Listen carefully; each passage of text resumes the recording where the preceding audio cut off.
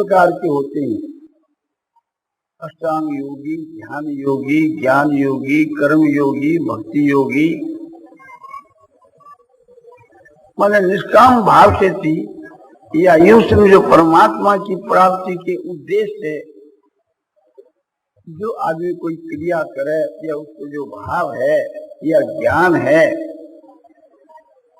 वो है योगी। तो योगी नामक सर्वे मध्यगचेनांतरात्मना सर्वदावान भजते योमांग सर्वे युक्त तमो मत। सर्वेषांग योगी नाम अपनी संपूर्ण योगियों में जो मध्यगत अंतरात्मा वाला पुरुष है और श्रद्धा पूर्वक जो मुझको भजता है, भगवान कहते हैं वे मेरे मत में परम योगी है। और तो योगी और ये है परम योगी, यानी युक्ततम है। युक्त कह जो योगी कह, उस सब में उत्तम हुए वो युक्ततम। सर्वेषांग योगी नाम तो भाव माने जितने प्रकार के साधक हैं परमात्मा की प्राप्ति को उद्देश्य में रख करके कोई निष्काम भाव से कर्म करता है वो कर्मयोगी। जो भक्ति भाव से भगवान की उपासना करता है वो भक्ति योगी। और ज्ञान भाव से उपासना करे वो ज्ञान योगी। महर्षि पतंजलि के कथनानुसार जो अष्टांग योग का साधन करे वो अपने समझे की अष्टांग योगी। और केवल परमात्मा को ध्यान ही करे है वो ध्यान योगी। केवल ईश्वर के वहां प्रेम करे है वो भक्ति योगी। और जितना ही प्रकार ये खास खास बात है, इसके अवान्तर भेद से माने बहुत से हो सकते हैं।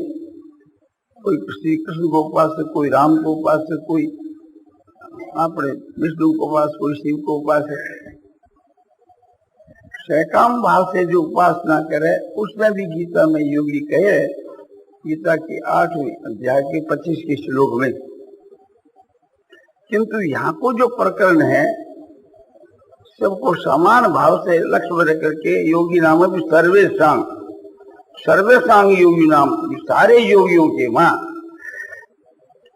क्योंकि पहले भगवान अर्जुन को कहा है कि तस्मात् योगी भवा, इस बात से अर्जुन तू योगी बन। उस श्लोक के बीच में जो तपस्या की बात कही, तो जो तपस्या समान भाव से तपस्या करे उससे योगी श्रेष्ठ। माने जो निष्काम भाव से करे साधन करे वो श्रेष्ठ। तो परमात्मा की प्राप्ति को उद्देश्य रख करके कोई भी साधन करे उस साधन को नाम योग है। साधन करने वालों को यहाँ योगी के नाम से कहा है। तो योगी सर्वेषांग योगी नाम अपनी, सारे योगियों के मां जो मद्गत अंतरात्मा वाला पुरुष है, मेरे में अंतरात्मा माने अंतःकरण, अंतःकरण माने मन बुद्धि, मेरे में मन बुद्धि जिसने लगा दिया है और करे, ऐसा जो मेरा भक्त है मेरे मत में वह युक्ततम है। माने जितने जो योगी है सब में वो श्रेष्ठ। तो जो भक्ति को मार्ग सुगम है और सबसे इन्हें श्रेष्ठ बतलाए। और भक्ति के साधन के द्वारा परमात्मा की प्राप्ति शीघ्र हो जाती है, चाहे वह कैसा भी पापी क्यों नहीं हो। पापों का नाश और परमात्मा की प्राप्ति और शीघ्र धर्मात्मा का हो जाना और परम शांति की प्राप्ति, ये सारी बातें भगवान की भक्ति के प्रभाव से हो जाती। अपि चेतु दुराचारो भजते माम नन्यहास साधु एव समन्तव्य समग व्यवसितो ही सो क्षिप्रं भवति धर्मात्मा सत्संग अष्टधि कौन से प्रति जानी ही नैवे भक्त प्रणति। ये गीता की 9 अध्याय के 30 और 31 के श्लोक है। इसका अर्थ यह है कि अपिते दुराचारो भजते माम अनन्य भाग, जो अनन्य भाव से मुझको भजता है। अतिशय दुराचारी पुरुष भी, पापाचारी पुरुष भी, झूठ कपट चोरी व्यभिचार हिंसा करने वाला, मद्यपान करने वाला, मांस खाने वाला, कैसा भी पापी क्यों नहीं हो, ऐसा पापी भी जो अनन्य भाव से मुझको भजता है, उसको साधु ही समझना चाहिए। क्यों साधु समझना चाहिए? साधु माने श्रेष्ठ, कि वो शीघ्र ही धर्मात्मा होने वाला है, इसलिए। दूसरी बात यह, वो अच्छी प्रकार से मुझ में निश्चय वाला है, तभी तो मेरा अनन्य भक्त है, अनन्य भाव से मुझको भजता है। उसने विचार और विवेक के द्वारा अच्छी तरह निश्चय कर लिया, भगवान के समान और भगवान की भक्ति के समान दुनिया में और कोई वस्तु नहीं है। ऐसा जो निश्चय वाला है, उसके लिए भगवान कहते हैं कि सम्यक व्यवस्थित हो। शय माने वह सम्यक माने अच्छी प्रकार से मुझ में निश्चय वाला है, इसलिए उसको साधु ही समझना चाहिए। क्योंकि क्षिपण बहुत ही धर्मात्मा, वो शीघ्र ही धर्मात्मा हो जाता है। आज वो पापात्मा है, किंतु समझ वो शीघ्र ही धर्मात्मा हो जाता है, विलंब का काम नहीं। और सबसे शांति निगटती, जो सदा शांति रहे उसको नाम सबसे शांति है। जो कभी भंग नहीं हुए, सदा एक रस है, ऐसी जो शांति है उसी का नाम परम शांति है। और परमात्मा की प्राप्ति होने पर ही ऐसी शांति होती है, इसीलिए इस शांति का नाम सुख शांति है। और इसी को कहीं निष्ठा वाली शांति भी कहा है, परम शांति के नाम से भी कहा है। भगवान जोर से कहते हैं कि कौन से प्रति जानी, हे कौन से ये मेरी प्रतिज्ञा जान, नए भक्त प्रणति, मेरे भक्त का पतन हो ही नहीं सकता। अब ये बात आई कि भजते माम अनन्य भाग, जो अनन्य भाव से मुझको भजता है। अनन्य भाव से भजने का अभिप्राय है भगवान के मां अनन्य प्रेम, भगवान की अनन्य भक्ति। भगवान को छोड़कर और किसी में प्रेम न हुए, वो अनन्य प्रेम। भगवान को छोड़कर और किसी के मां श्रद्धा भक्ति न हुए, वो अनन्य भक्ति। भगवान ही जिसका एक समझो कि आश्रय स्थान है, वह अनन्य शरणागत। उसके विषय में भगवान गीता की 11वीं अध्याय के 54 के श्लोक में कहते हैं कि भक्त्या तु नन्या शक्य एवं विदुर्जुन ज्ञातुं द्रष्टुं तत्वेन परिवेष्टुं च परं तप। हे परं तप अर्जुन, अनन्य भक्ति के द्वारा एवं विजय माने इस प्रकार का दर्शन देने के लिए मैं बाध्य हूं। इस प्रकार का, किस प्रकार का? जैसे तुझको दिया। अर्जुन ने प्रार्थना की कि तेने रूपेण चतुर्भुजेन सहस्रबाहु विश्व मूर्ति, ताकि 11वें अध्याय के 46 के श्लोक के उत्तरार्ध में कि आप उसी चतुर्भुज रूप वाला हो जाओ। हे विश्व मूर्ति, आप चतुर्भुज रूप वाले हो जाओ।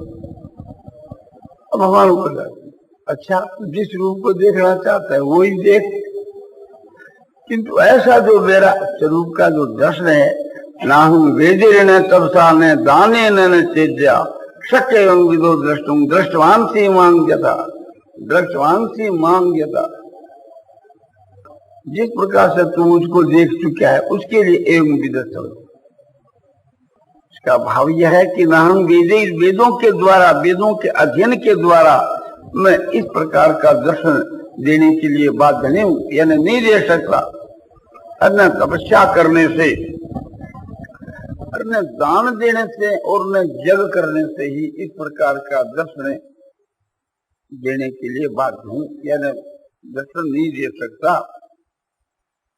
तो कैसे दे सकते हो? तब कहते हैं भक्त्या तुमने अशक्य, अनंत भक्ति से दे सकता हूं। भक्त्या तुमने अशक्य, और कैसा? एवं इस प्रकार का जैसे तुझको दिया, केवल दर्शन ही नहीं, भक्त्या तुमने अशक्य अहम एवं विदो जुने ज्ञातुं दृष्टुं तत्वेन परवेष्टुं च परम तप। हे परम तप, इस प्रकार का जो साक्षात जो दर्शन है मैं अनंत भक्ति के द्वारा दे सकता हूँ, और अनंत भक्ति के द्वारा मुझको जो जानना चाहे वो तत्व से जान सकता है, और जो मुझ में प्रवेश करना चाहे वो प्रवेश कर सकता है। अनंत भक्ति तो द्वार है, और ये तीनों उसके फल है। ज्ञातुं दर्शुं परवेष्टुं। ज्ञातुं माने जाना जा सकता हूँ, दृष्टुं माने देखा जा सकता हूँ, परवेष्टुं माने प्रवेश कर सकता है। भाव यह है कि मेरा जो सगुण निर्गुण साकार निराकार जो स्वरूप है, सगुण साकार वो दृष्टि से देखा जा सकता है। उसके लिए दृष्टि माने नेत्रों के द्वारा देखा जा सकता है। और ज्ञातु जो शब्द है ये बुद्धि के द्वारा जानने की चीज है, तो इसलिए कहते हैं कि बुद्धि के द्वारा मुझको तत्व से जान सकता है। जो मेरा सगुण निराकार स्वरूप है, उस मुझ सगुण निराकार स्वरूप को चाहे तो अपने बुद्धि के द्वारा जान सकता है। और प्रवेश तो मैंने मुझ में जो प्रवेश करना है, उस मेरा जो सगुण निराकार है उसमें भी प्रवेश कर सकता है, और जो निर्गुण निराकार है उसमें भी प्रवेश कर सकता है। ब्रह्म होती ब्रह्मविद्या ब्रह्म हो जाता है।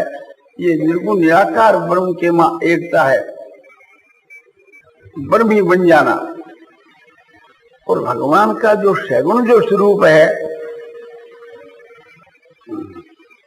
उसमें एक ही भाव हो जाना, प्रवेश कर जाना, इसको सायुज मुक्ति कहते। यदि वो चाहे तो ऐसे भी कर सकता है। साधन उसका क्या है कि अनंत भक्ति द्वार है। अनंत भक्ति, अनंत भक्ति के द्वारा ये सारी बात ही हो सकती है। नेत्रों के द्वारा देखा जा सकता हूँ, बुद्धि के द्वारा जाना जा सकता हूँ, और आत्मा के द्वारा मुझ परमात्मा में प्रवेश कर सकता है। वहाँ आत्मा ही द्वार है। अब ये जानने की इच्छा है कि वो अनंत भक्ति का स्वरूप क्या है, कि भगवान में भक्ति हो, वही अनंत भक्ति। भगवान को छोड़कर और किसी में भी भक्ति नहीं हो, प्रीति नहीं हो, उसका नाम अनंत भक्ति है। उसका स्वरूप भगवान ने गीता की इसे 11वीं अध्याय के 55 के श्लोक में बतलाया। मत कर्म किर्ण मत परमो मत भक्त संवर्जित निर्वही रस भूतेषु यश मामेति पांडव। हे पांडव, मत कर्म किर्ण, जो मेरे लिए कर्म करता है, मत परम, जो मेरे ही परायण है, मत भक्त है, जो मेरा भक्त है, मेरे में प्रीति रखता है, और संसार के मां प्रीति का अभाव। मत कर्म किर्ण मत परमो मत भक्त संग वर्जित है। संसार में जो संग आसक्ति उससे रहित है, संसार के मां उसका स्नेह या प्रेम नहीं है। और सारे भूत प्राणियों में भी जो वैर भाव से रहित है, वह मुझको प्राप्त होता है। न तो किसी प्राणी के मां प्रीति है और न किसी के मां वैर। अब ये ख्याल करना चाहिए, मत कर्म किर्ण मत परमो मत भक्त है, मत भक्त कहा कि जो मेरा भक्त है, मेरे में जिनका प्रेम है, तो संसार के में प्रेम नहीं है, ये बात इसके अंतर्गत ही आ गई। अब फिर खुलासा करने के वास्ते संग वर्जित कह दिया। तो यहाँ तो भक्ति शब्द का प्रयोग किया, भक्त शब्द का प्रयोग किया, और यहाँ संग का प्रयोग किया। संग नाम, संग कहो, आसक्ति कहो, स्नेह कहो, प्रेम कहो, भक्ति को, सब एक ही तो बात है। बोलो एक बात होते हुए भी भगवान के वहां जो आसक्ति है उसका नाम एक प्रकार से प्रेम है, और संसार के बीच के वहां जो प्रेम है उसका नाम भी आसक्ति है। इसलिए संसार के साथ में दिख रहा है कि संग वर्जित है, संसार में आसक्ति से रहित, और भगवान के साथ में दिख रहा है मत भक्त मेरा भक्त है, मेरे में भक्ति है, मेरे में प्रेम है। तो यह भक्ति शब्द का प्रयोग किया भगवान के साथ में प्रेम या भक्ति, और संसार में प्रयोग किया तो संग का प्रयोग किया। ख्याल रखना चाहिए, आसक्ति जो है वो त्यागने की चीज है, जगह जगह संग रहित होने की बात है, और जहाँ प्रेम का विषय है वो ग्रहण करने की बात। तो परमात्मा के विषय की जो प्रीति है, भक्ति है, उसकी प्रशंसा की गई है। संसार के साथ के बीच के वहाँ जो प्रीति है वो प्रीति नहीं, वो एक आसक्ति है, इस बात से उसका नाम संग है। संसार के वहाँ संग से रहित और परमात्मा के वहाँ प्रेम का कर्म। तो इसमें जो तीन बात कही, मत कर्म कृण और मत परम और मत भक्त है, ये तीनों का भाव समझना चाहिए। मत कर्म कृण के वहां क्रिया है कि जो मेरे लिए कर्म करे वो मत कर्म कृण, और मत परम के वहां शरण का भाव है, जो मेरे पर ही निर्भर हुए, मेरे परायण हुए, वो मत परम है। और भक्त के बीच के वहां प्रेम का भाव, प्रेम के साथ साथ के वहां अपनता है, या अपनता हुए वहीं प्रेम हुए, और जिसके वहां प्रेम हो उसका चिंतन तो स्वाभाविक ही हुए। तो ख्याल करना चाहिए, एक तो समझो कि जो कुछ करना है वो भगवत अर्थ करना चाहिए। अब ये विचार करना चाहिए, ये जो तीन बात है ये एक एक बात कल्याण करने वाली है, और तीनों साथ के बाद समझो शामिल हो जावे तो वो कल्याण स्वरूप ही है। वो तो भगवान का अनन्य भक्त है, उसको तो वो तीनों बात ही तैयार है। ज्ञातुम द्रष्टुम परवेष्टुम, मैं उसके द्वारा जाना भी जा सकता हूँ और देखा भी जा सकता हूँ, और मुझे मैं वो प्रवेश भी कर सकता। साक्षात भगवान के स्वरूप का नेत्रों के द्वारा देखा जाना, इसमें भक्ति प्रधान है। परमात्मा में प्रवेश हो जाना ज्ञान के मार्ग के द्वारा भी हो सका है। परमात्मा को जानना ये ज्ञान के द्वारा भी जाना जा सकता है। द्रष्टुम जो शब्द है ये बिना भक्ति के बिना नहीं। इस वास्ते इस साधन का नाम अनंत भक्ति। अनंत भक्ति के द्वारा, अनंत भक्ति के द्वारा तो तीनों बात हो सकती है, और ज्ञान के द्वारा दो बात हो सकती है। परमात्मा को जान सकता है और उसमें प्रवेश भी कर सकता है। मत कर्म से ये लेना कि उसके द्वारा होने वाली सारी जो क्रिया है वो भगवान के उद्देश्य के अनुसार होती है। यदि वो करता है तो उसका करना कर्तापना एक कथन मात्र ही है, कर्तापना कोई अभिमान नहीं। और वो अभिमान यदि आप लो तो वो शुद्ध अभिमान है, वो बांधने वाला नहीं। जो भगवत अर्थ कर्म करे केवल भगवान के लिए कर्म करे उसका भी कल्याण हो जावे।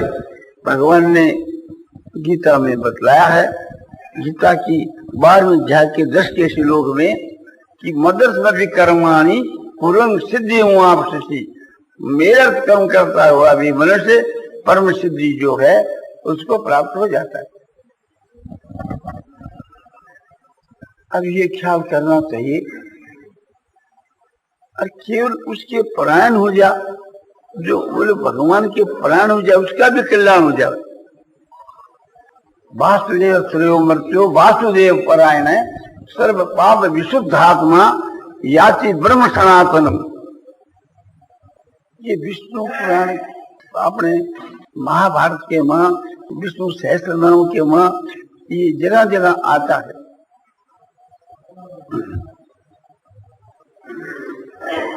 तो इसका भाव यह है, विष्णु सहस्त्रनाम में 129 के श्लोक में आया, वासुदेव श्रेयो मर्त्यो वासुदेव परायण। जो मनुष्य वासुदेव के ही परायण है, वासुदेव के ही आश्रय है, वह सारे पापों से मुक्त होकर के सनातन ब्रह्म को प्राप्त हो जाता है। और यही महाभारत के अनुशासन पर्व के मां 149वीं अध्याय में है। वो 149वीं जो अध्याय है उसका भी 129 का ही श्लोक महाभारत का, वो महाभारत का जो अध्याय है वो विष्णु सहस्त्रनाम। और गीता के बीच के मां भी भगवान की शरण लेने से भगवान को प्राप्त हो जाता है।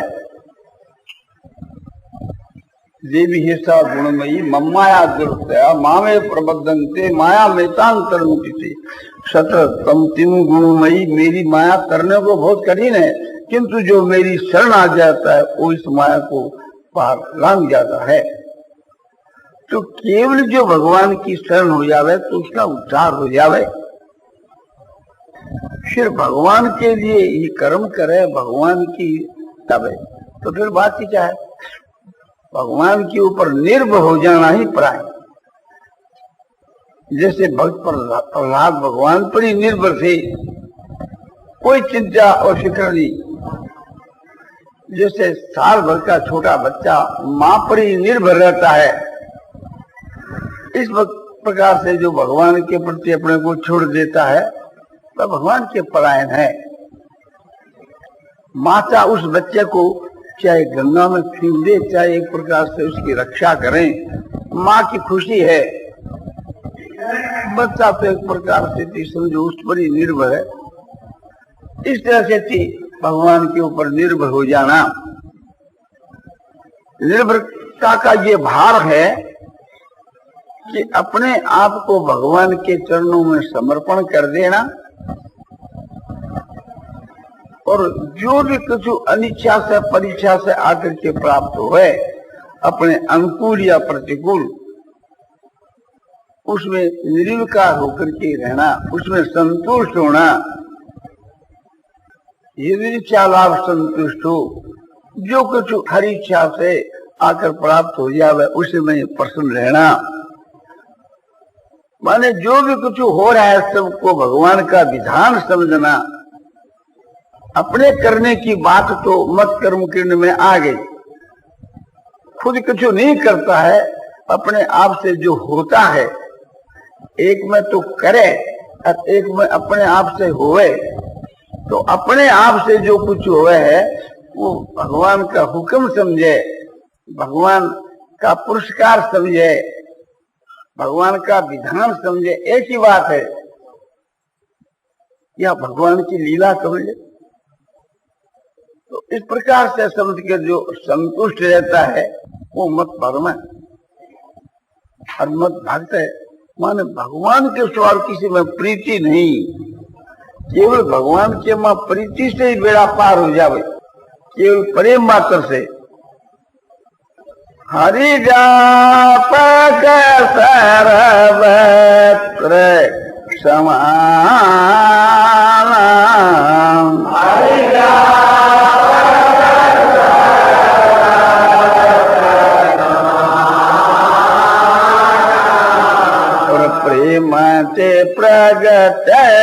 कोई मैं जाना।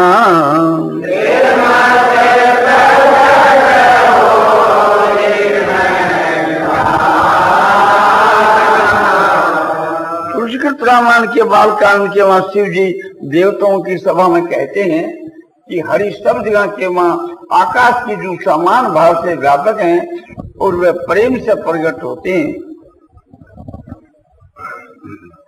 इस बात को शिव जी कहते हैं मैं जानता हूं। भगवान को अत्यंत प्यारा कौन है कि भगवान की जो आज्ञा का पालन करे। तुलसीकृत रामायण के उत्तरकांड में बताया है, सो सेवक प्रियतम मम सोई,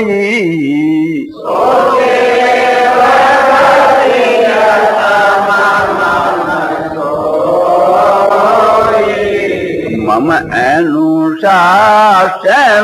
मानई जोई।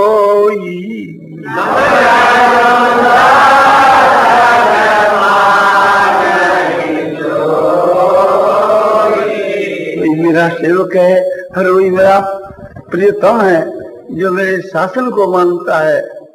अनुशासन शब्द के लिए अच्छी प्रकार से मेरे शासन को माने, मेरे हुक्म को माने, मेरी आज्ञा का पालन करे।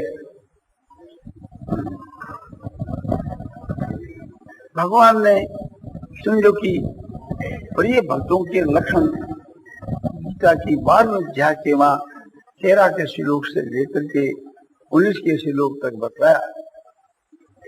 वे मेरा प्यारा भक्त है, जो भक्त समेत प्रिय, भक्ति मान समेत प्रिय, तो उससे बढ़कर होता है प्रियतर और उससे बढ़कर होता है प्रियतम। तर जो प्रत्यय आ जाता है तो उसे प्यारे से भी प्यारा, और तम प्रत्यय आ जा रहा है तो प्रियतर से भी प्रियतम है, तो और भी ऊंचा प्यारा, और भी अधिक प्यारा। जैसे स्त्री के लिए प्रियतम कौन है? पति, उससे बढ़कर प्रिय नहीं है। तो भगवान के सबसे उत्तम से उत्तम प्रियतम कौन है? जो भगवान की आज्ञा का पालन, और उससे भी बढ़कर है बोले प्रियतम के बीच के हमारे, उससे भी बढ़कर है जो भगवान के भावों का संसार में प्रचार करे, और उससे बढ़कर बोले उससे बढ़कर कोई। यही मंग परमं गुज्जम मत भक्तेश्वर विधासती भक्ति मई परांग कृत्वा मामे अवश्य संशय। भगवान ने गीता की 18वीं अध्याय के 68 के श्लोक में बताया, यही मंग परमं गुज्जम, मैं जो तुम्हारे को ये उपदेश दिया है ये परम गुज्ज है, गोपनीय से भी गोपनीय। इस गीता शास्त्र वो मेरे भक्तों के मन